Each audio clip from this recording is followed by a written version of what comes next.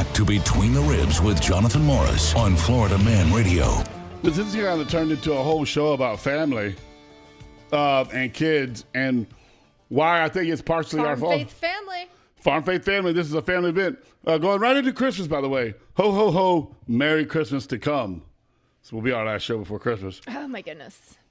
Brain rot is 2 words, actually. But brain rot is the 2024 word of the year. And there are concerns, and again, is it lack of parenting? Because parenting is an action word, right? It requires action. Yes. It's not an adjective. I mean, it could be used as an adjective, the parent of, no, it's still a verb, right? Doom scrolling originates from excessive social media consumption. Chat GPT among the brain rot culprits. Now, my daughter, sometimes for fun, like in a conversation, we'll be like, hey, chat. And I didn't understand what that meant. She explained to me, like, oh, Dad, you know, when you chat GPT, like, you say hey to the chat. Because there's a group of people in the chat. So you don't say hey to, like, one person. You're like, yo, chat, or hey, chat. And it's the group of people in that chat. I don't have chat GPT. I've never looked at it. And my kids are pretty good about self-monitoring. Like, we have rules like, you know, no phones in the bedroom after 9 o'clock and, you know, turn the phones off and when you go to bed. And, you know, you don't have to worry about what you miss overnight. You'll have plenty of time to catch up tomorrow, you know. Do you keep the phones in your room? No, we do about here by the knife set. Yeah, that's just, there's an outlet right there and they all plug in their chargers and that's kind of where all the phones go, you know, when it's bedtime.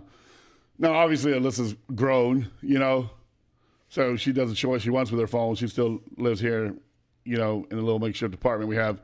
But the amount of time that teens are spending on their phones, tablets, the excessive scrolling through social media posts, they say is likely diminishing their brain activity and creating health concerns. How do you feel about that? It's all true. They call it the act of excessively soaking in negative news or social media posts known as doom scrolling has led to growing amounts of brain rot over the past year. And it's only going to get worse, right?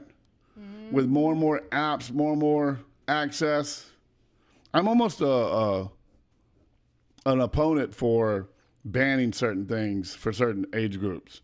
Because if parents, and don't get me wrong, I don't want the government involved in anything, but when parents are so not parents that the government and health officials are like, man, we're killing this next generation. We're raising a bunch of idiots. These guys think the world's going to end tomorrow because they don't know how to differentiate between real stories and fake stories. We did a couple videos about fake stories that went viral, and it actually created a real story based on, and Brody's not happy about it either. Yeah, here. He's like, walk me, run me, take me outside, take me swimming, get off your phones. You know?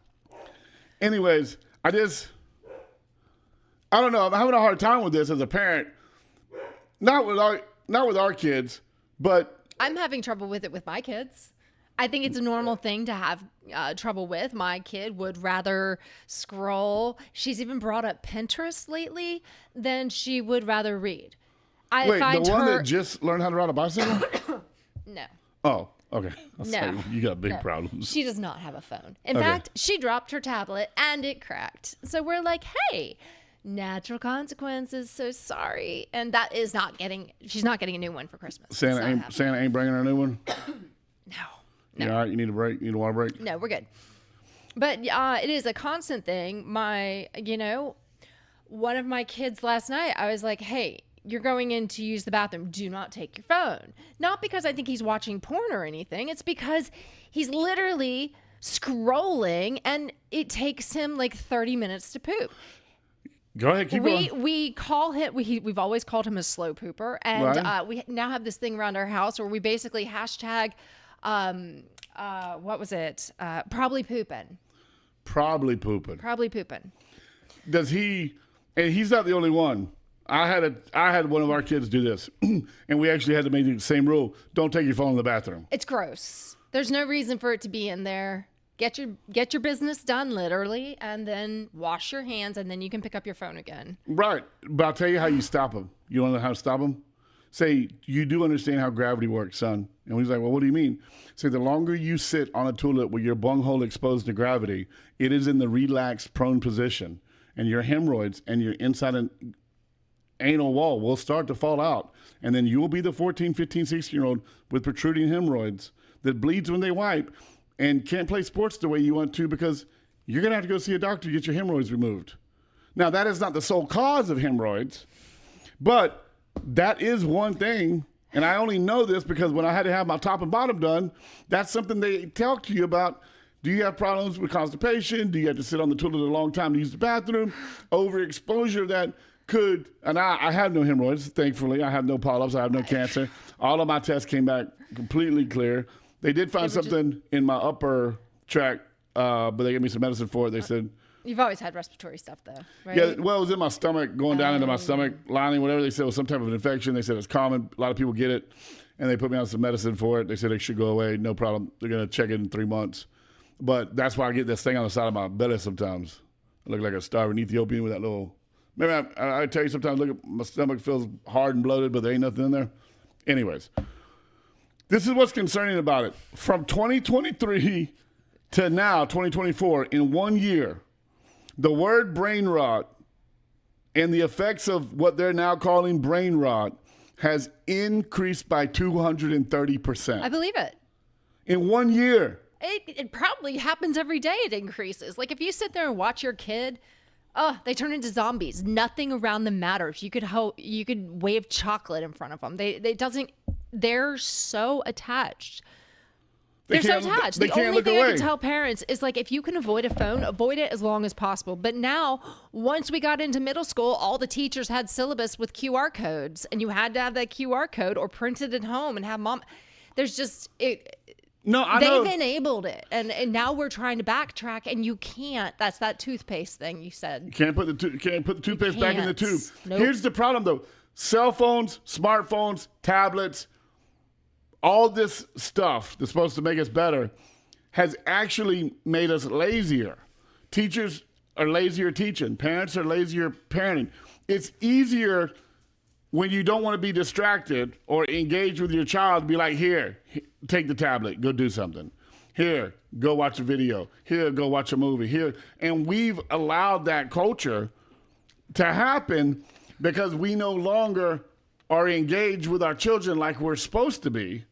Well, sometimes it is easier to put them in front of the TV for 30 minutes so you can bathe the dogs and do 2 loads of laundry. I mean, I get it. I get it, but I think there's a difference. I'm not judging either, but I think there's a difference between our parents and us putting our kids in front of a TV for 30 minutes to watch a show. I was just talking about this. My mom would give me a spoon and say, go play outside. Right. Go dig dirt. Go do something. Play in traffic. Do whatever you want. Just be home. Not play in traffic. Do not play in traffic. Just be home when the light comes on. Yep. Porch light comes on, street lights come on, be back inside. When you hear that buzz, when that light's starting to come on, you best have your butt in the driveway. That's it. That's the rule. So brain rot, I promised you the definition. Oh, yeah. Brain rot is defined as the supposed deterioration of a person's mental or intellectual state as a result of overconsumption of online content. Yep. But how many... You drive a lot now that you have to drive over to my house. It's a little bit of a ride. Lot.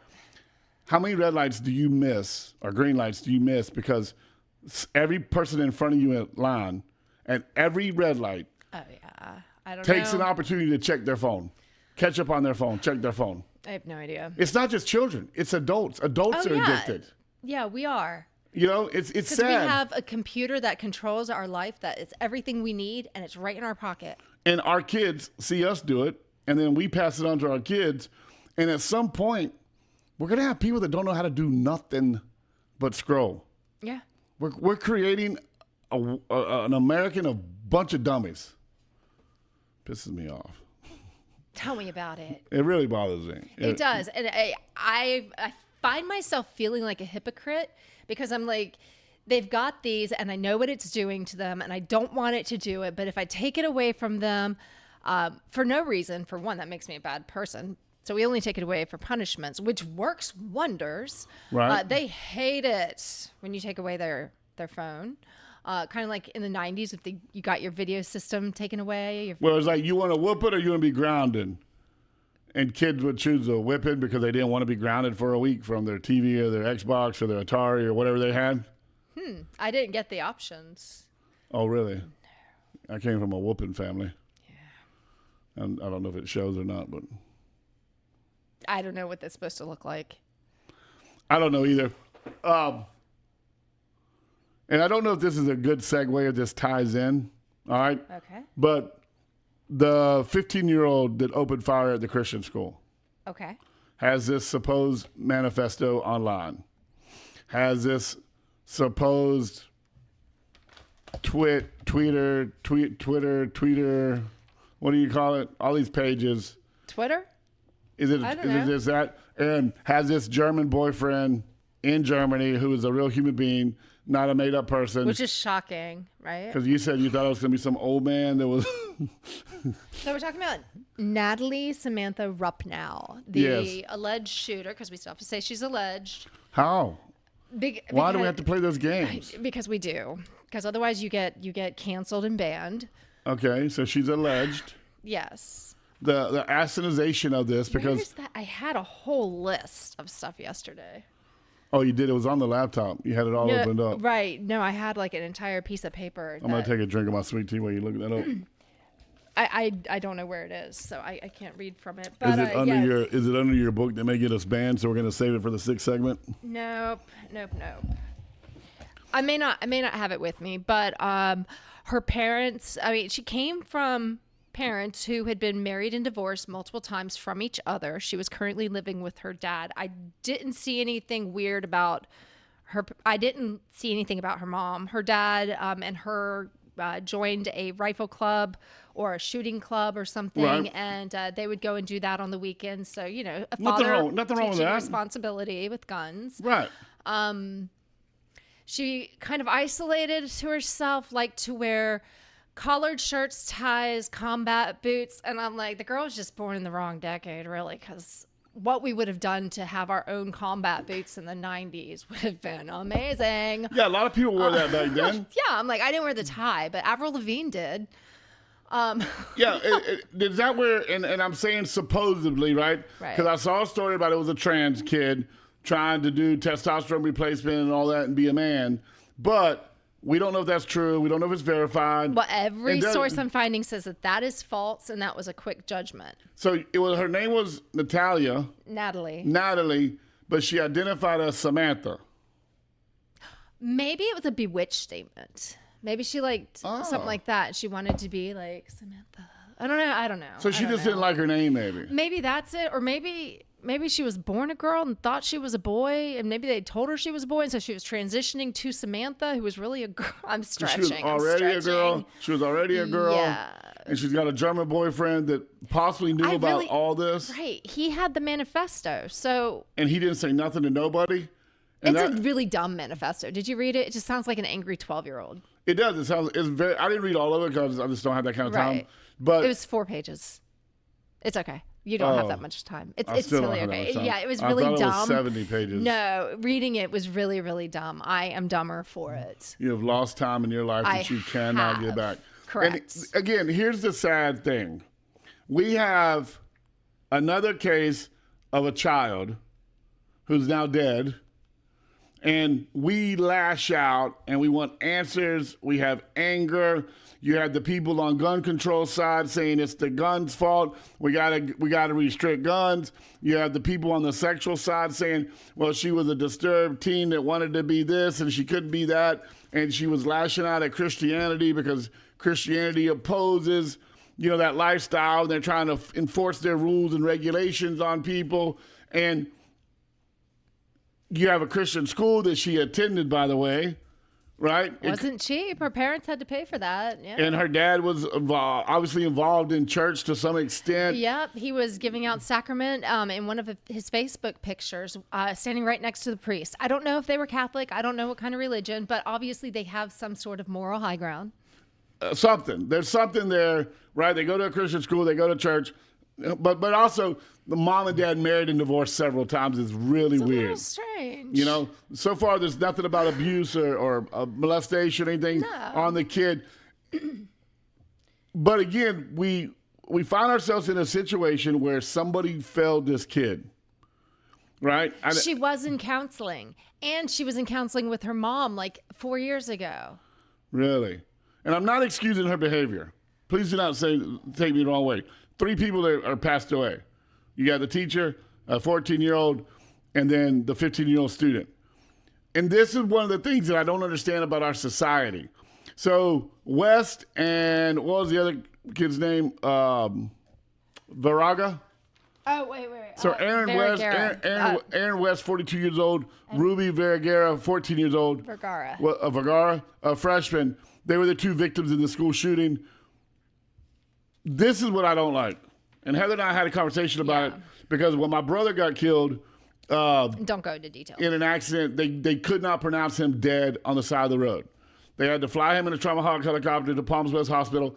And the minute he went through the double glass doors, he was pronounced dead. It cost my dad $14,000 for a helicopter ride that did not need to happen. Yeah. So when I read the first story about the shooter, the suspected shooter, not being pronounced dead until she got to the hospital, I immediately went there. But then I saw that the 14-year-old victim was pronounced dead at the school. Does that make the scene worse if you're saying, well, there is another actual dead person? Because, you know, there was like 6 people that went to the hospital, 2 of them in critical condition, which I haven't heard about. I mean, if they had passed away, we'd be like, oh, and then another one died in the hospital. Right. I'm not saying, I mean, I've not checked. I think those people turned out fine. But does it make it more dramatic when it's at the scene? Yes, because it's the body count. Okay. There's more bodies at the school. It makes it worse for the school. Here's what I have a problem with. Preliminary results indicate that the shooter, suspected shooter, I can't say that word, died from firearm-related trauma. Which is true. Additional testing is ongoing. Why? Find Why? out. Okay, I'm certain. She died from firearm trauma. Do you know what that means? Well, yeah, the bullet went through her brain. Right. But they're probably going to, examine her mind and see if there was any other problems going on. Well, you know the last thing that went through her mind? Yes, don't say it. It's beginning to look a lot like Christmas.